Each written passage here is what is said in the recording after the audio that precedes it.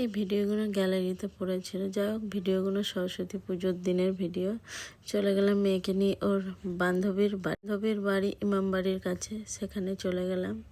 গিয়ে দেখছি সেখানে গিয়ে মেয়েকে ড্রপ করে আবার চলে এসেছিলাম। আবার আমি গিয়েছি দুপুরবেলা গিয়ে দেখি রান্নাবান্না প্রায় কমপ্লিট, পোলাও হয়ে গেছিলো।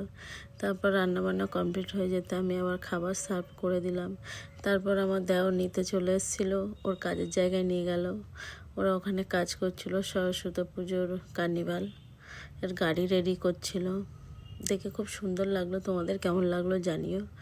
আমার তো খুব ভালোই লেগেছে। ওর কাকা, মামের কাকা আর ওর ড্রয়িংয়ের স্যার মিলে কাজ করছিল। তারপর ওখানে একজনের বাগান দেখলাম, কি সুন্দর সর্ষে ফুল। তারপরে চলে গেলাম সন্ধেবেলা আমরা ঘুরতে চলে গেছি মৌসুমী কলেজ।